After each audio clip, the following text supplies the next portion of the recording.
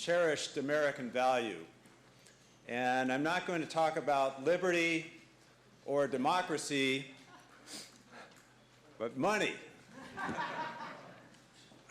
Talk about making money. And to expand upon what Dr. Maniatis has just discussed in terms of seeking value in higher phenolic olive oil. So I'd like to talk about the marketing potential of oleocanthal and other phenolic compounds in olive oil, and what would be in it for the producer to seek to achieve those levels of quality. And I'd like us to consider that the United States would be a good target for this market, and I'll tell you why. First, the U.S. Is the world's leading consumer of functional foods. Have you heard this term, functional foods?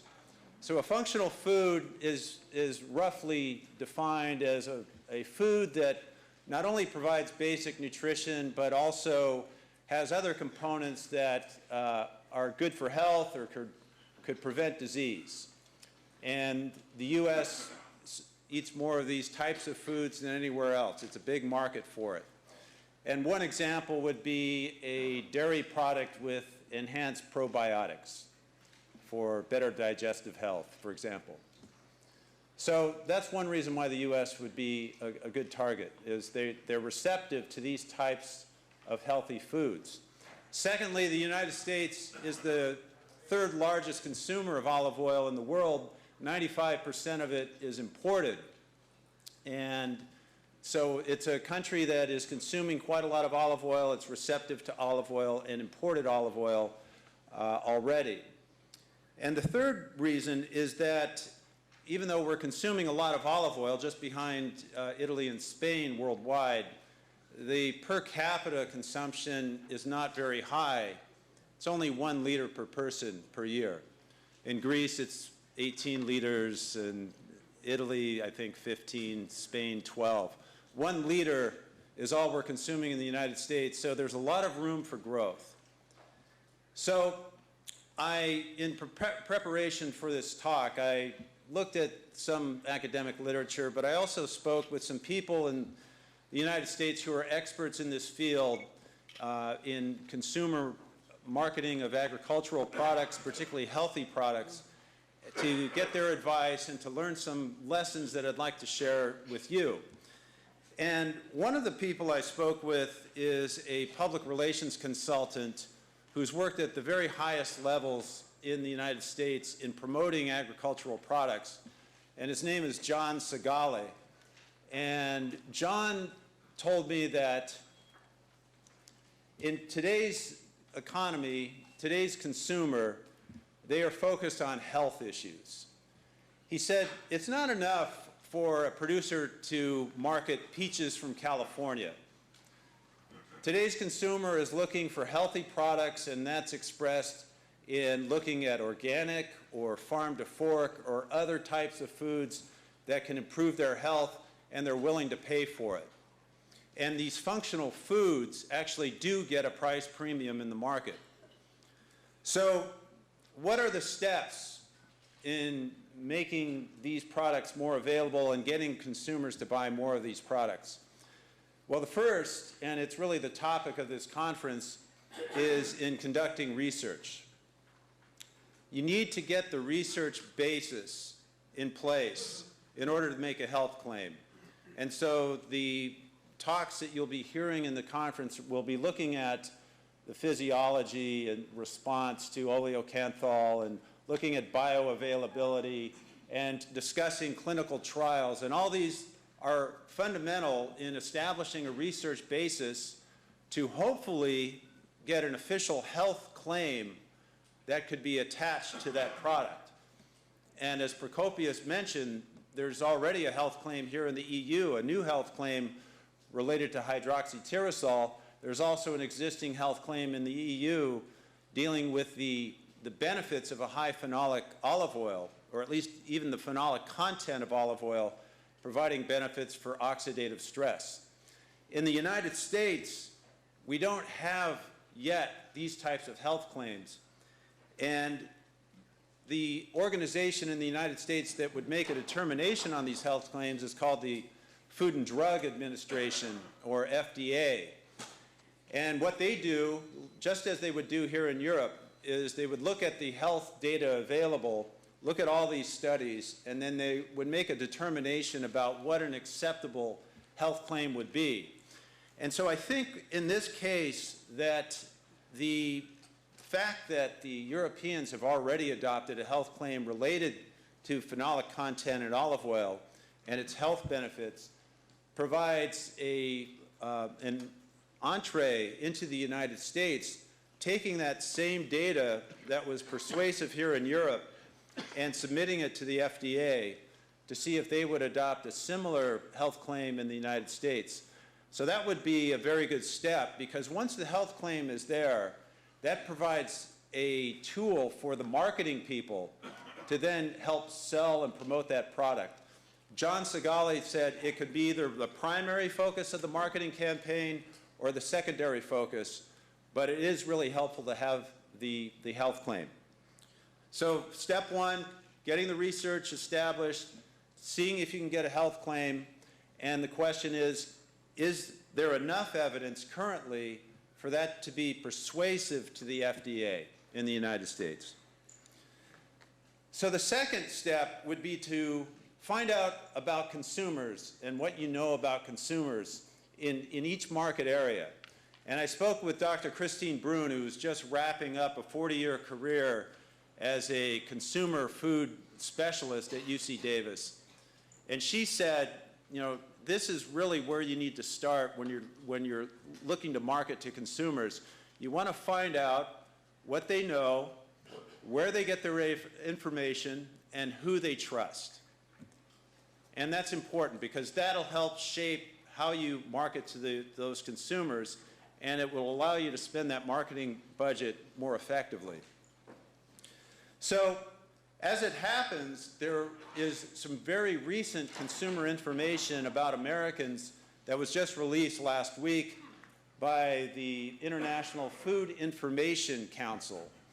And this is a foundation that does research on an annual basis, and they just released their 2016 Food and Health Survey of American consumers.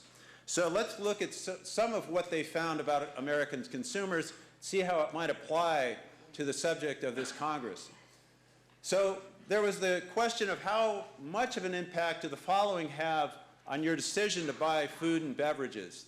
As you can see, taste is up there, price is up there, but healthfulness is also very high in the consumer mind in the United States. 64% said it has an impact on their decisions.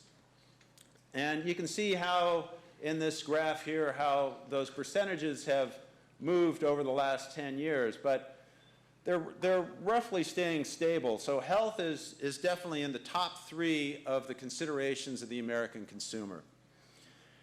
And then the survey also asked, how do you define a healthy food? And what's interesting is that for a lot of Americans, they define a healthy food by things that it does not contain. So look at this. That's the top reason, that 35% say that if it doesn't contain certain ingredients, say saturated fat or sugar or something like that, that's their definition of a healthy food. But if you look at the other reasons that they cited, you can see that this fits quite well with olive oil. You could almost say that each of these describe olive oil. And so it seems that you've already got a basis with American consumers to sell them more on olive oil, get them way above that 1 liter per person. And then getting back to what Christine was saying about who do consumers trust, well, this tells us, at least in this survey, who they trust the most: dietitians, nutritionists, and your personal health care professional. So it would seem that a marketing campaign trying to appeal to the American consumer would want to include one of those people as part of the effort. Christine was telling me you want someone that is independent, that has no financial conflict of interest, that's someone that can be trusted. And these are the people that Americans trust. So, you know, people in America are concerned about their diet. Even though we're the top buyers of functional food, we do have a lot of health problems. And so people are motivated to change their eating habits. And so the survey asked them, well, what motivates you to change your eating habits? And, whoops, went a little fast. First reason is I want to lose weight. Second reason, I wanted to protect my long-term health. And the third is I want to feel better and have more energy. And so this, again, provides some clues as to a marketing effort on reaching Americans. Some of the themes that you would want to emphasize: long-term health, I want to feel better, I want more energy, I want to lose weight. And I think Mary Flynn, no relation, who you'll hear from tomorrow, has done some work that with her patients dealing with weight management, where olive oil does play a role there. Seems counterintuitive, but olive oil actually can help in managing weight. So those are some general areas of where the consumer is in the United States and what they're thinking, who they trust, where they get their information. But it would be also helpful to have more specific consumer information as it relates to olive oil. And a few years ago, the UC Davis Olive Center did such a survey. We wanted to find out what consumers knew about olive oil, why they bought it. And what we found was that, and this was a survey of more than 2,000 consumers, we found that the top reason that they buy olive oil over other cooking oils, and 82% of the survey respondents said this, is for health. 82% said they buy olive oil for health. 80% said they buy it for flavor. So those are the top two reasons why Americans buy olive oil, at least according to the survey 3 years ago: health and flavor. So that's good to know. We've also done at UC Davis, through our sensory science experts on the faculty, we wanted to find out what did consumers like about the flavor of olive oil.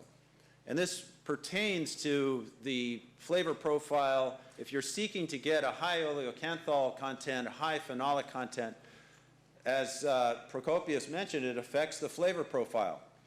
So on those early olive oils, those that are harvested early, you tend to have these greener and more bitter and pungent components of the oil, the spiciness, that ibuprofen effect that Dr. Gary Beecham had found. So that's something that we need to find out. What do consumers like, that profile?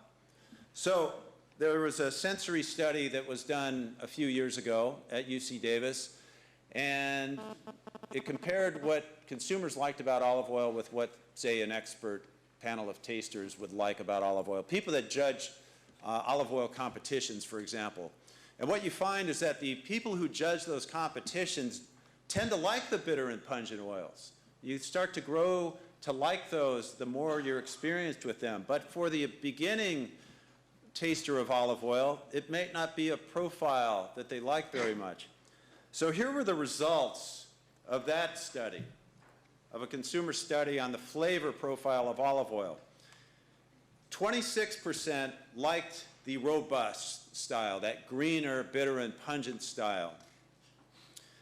About 30% liked a combination of different styles, the riper style, the greener style. They liked olive oil pretty broadly, and they were receptive to a lot of different styles. 44% of the consumers actually liked the oil more if it had defective flavors, rancidity, fustiness. Most of the biggest group here liked the oil better if it had those components. And the only thing that we can say to explain that is that when we've tested olive oil off the shelf, we found that a lot of these oils that say they're extra virgin actually do have these rancid and fusty components. So it's a profile that Americans are used to, and when they taste it, at least for a good large segment of them, it's the familiar flavor of olive oil. So that's something to consider when you're marketing to Americans. Is there's a fair number of them that like the olive oil that they have been used to, but there's a significant portion of them who are receptive to the greener, more bitter, more pungent styles, in which are reflecting the higher phenolic content oftentimes. Find out what your consumers think, and then the third part of this is to educate the consumer. And I spoke with Gwen Young, who's the president of the Tomato Foundation, which is a nonprofit seeking to promote the healthfulness and demand for tomato products. And she said, you can't afford to do nothing, otherwise you just remain a cheap commodity. And that's certainly an issue I think a lot of people in the olive oil sector have about the prices that they value. And that's the subject of this competition and trying to help the producer get more value and for the consumer to perceive more value in those higher phenolic oils. So let's look at some ways to educate the consumer. And there was another study that was done on a survey of consumers on consumer trust, and it found when consumers are looking to where they can get health information, which is one of their top concerns in this survey and in the surveys I had talked about before. Where do they get this information about health? Well, for half of them, they get the information off the label of the product. Half.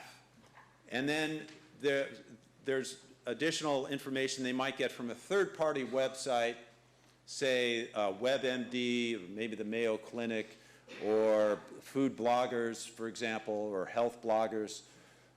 They get some from the company website, but only about 17% would go to the company website. And then about 8% would get it from a QR code, which typically would be on the label. So 50% look to the label for health information, and if there's a QR code on there, another 8% would grab it from there. So the label is important.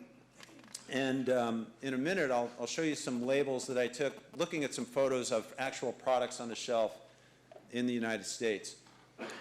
Another area that you need to think about in this educating the consumers, educating the consumers, another word for marketing, is to keep it simple.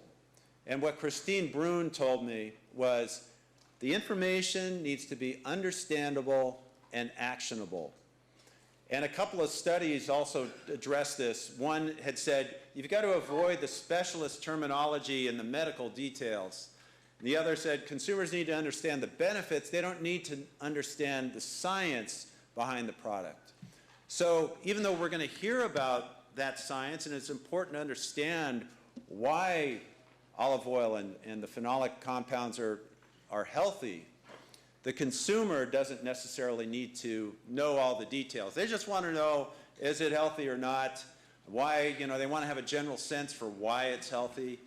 And you can imagine, we all go to the supermarket, you look at the shelf, you don't spend a whole lot of time necessarily mulling over the information that is in front of you. You tend to make fairly quick decisions. So that's why it's important to keep this information simple.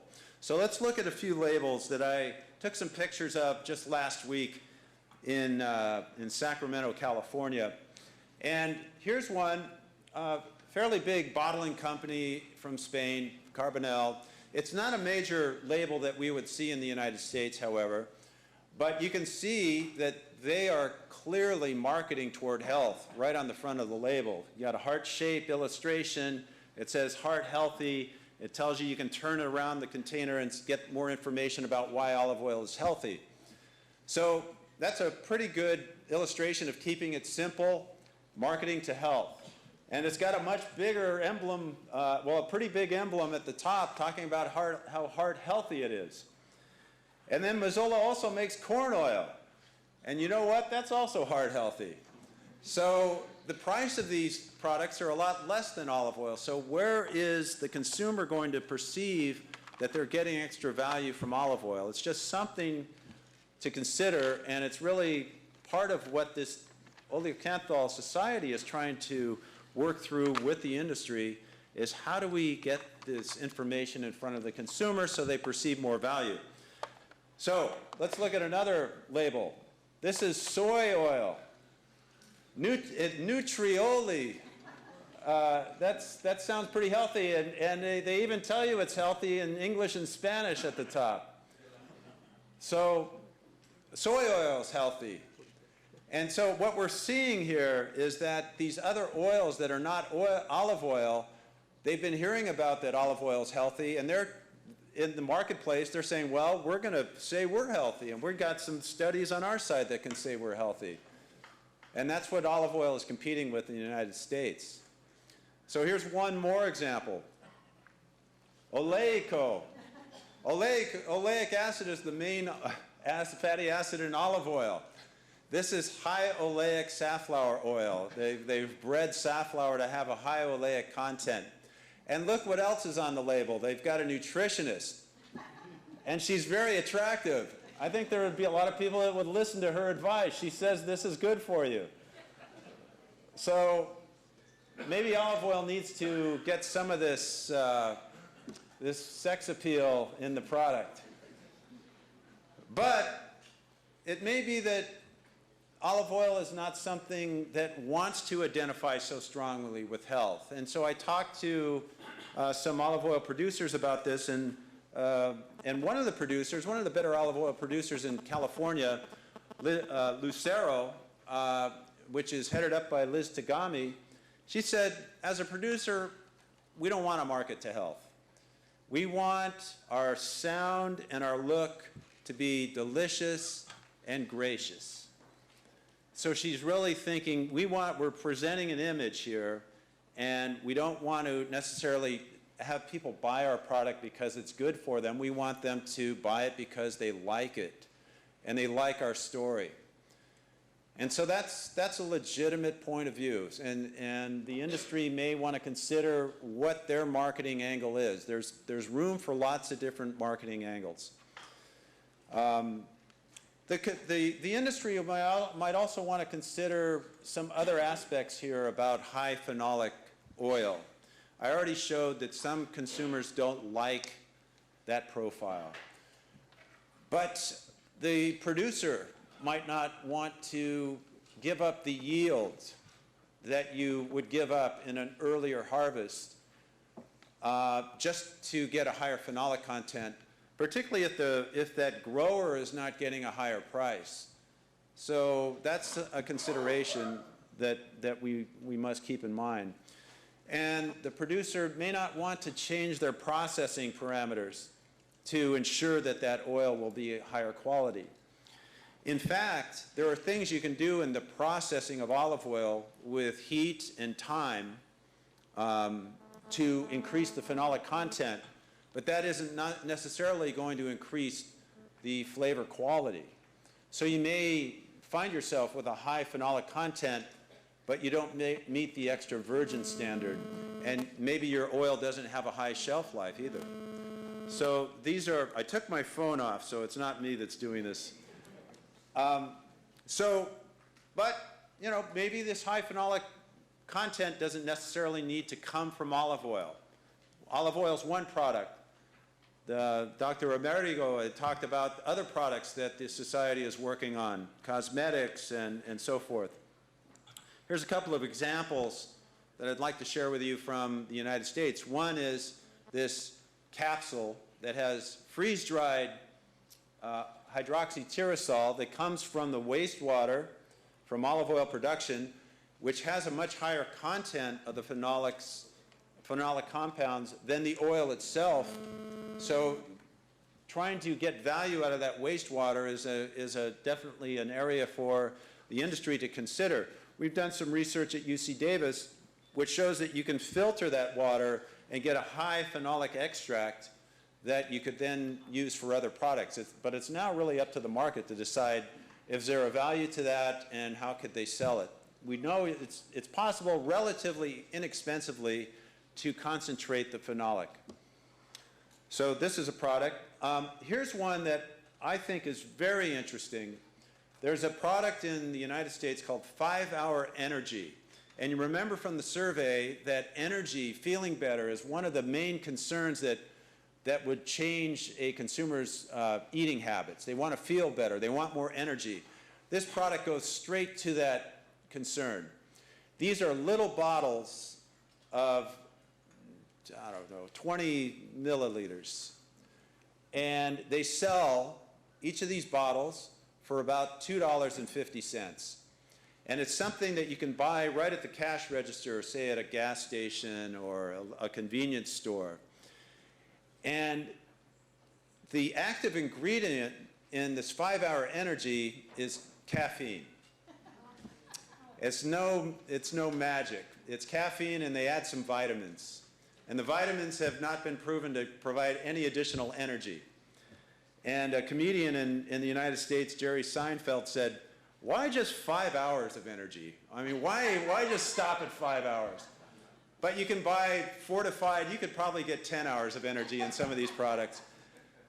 This product, the total sales of this product in 2012 were over $1 billion, which is more than the value of all the olive oil sold in the United States. These guys are onto something. So even though this might not be the type of product that an olive oil producer would automatically think of in producing, because your olive oil producers, you know, you've had a history of producing olive oil, that's the profession. But some of these other products might be very profitable. And that's what we're talking about. We're talking about money. So now let's talk about some ways in which these marketing efforts are carried forth. I took a couple of examples from the United States. And I think it makes sense to really look at those who have had a lot of success. Almonds in California, a huge crop. California produces 85% of the world's almonds. There's something called the Almond Board of California, which is a marketing and research board set up under the state of California, overseen by the Department of Agriculture. And there are other commissions like this, or boards, that have been set up for other commodities in California. The Almond Board of California is someone we should look to, given the success they've had.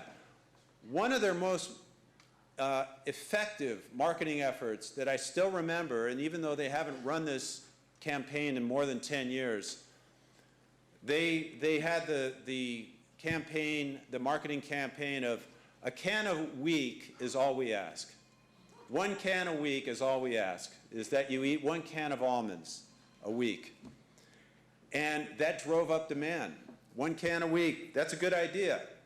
If we applied the same thought to olive oil, we're only consuming 1 liter per year per person. If we consumed about 25 grams, which is what the FDA current health claim just on the monounsaturated content of olive oil, they recommend about 25 grams. If we actually consume that every day, we would go from 1 liter to 10 liters.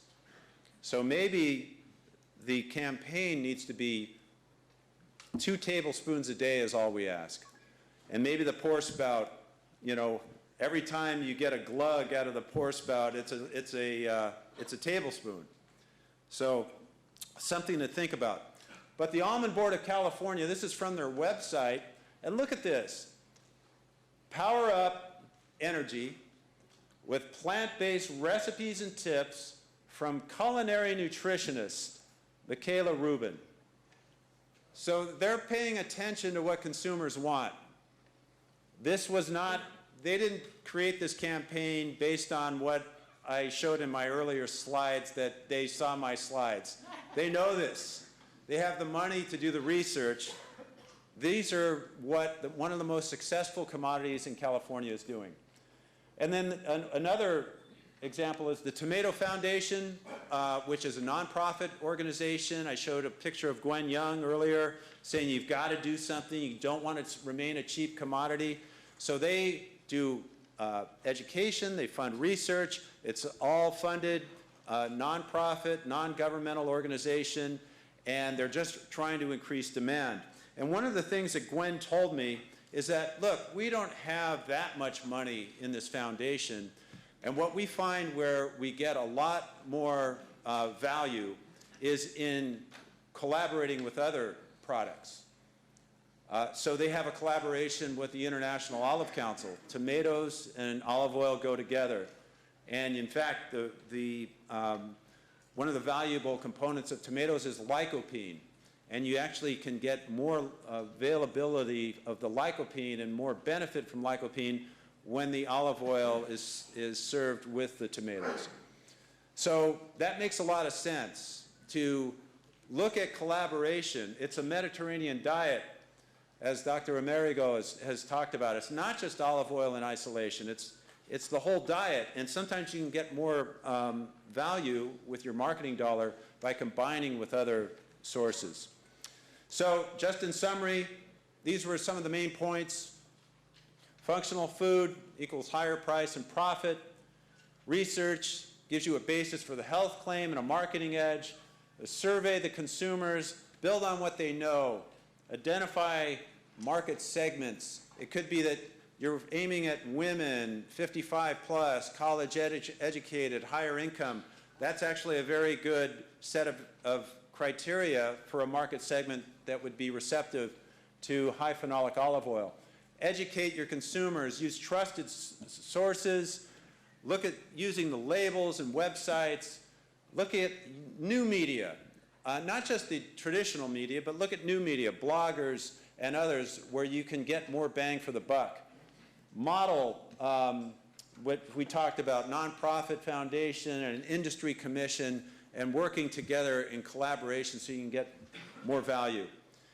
So that's really what I wanted to say is if you're looking to get more money and more value from oleocanthal, you need to learn from what the experts are telling us. And ultimately, what we're talking about is higher quality, better health, and more money in the producer's pocket. Thank you very much.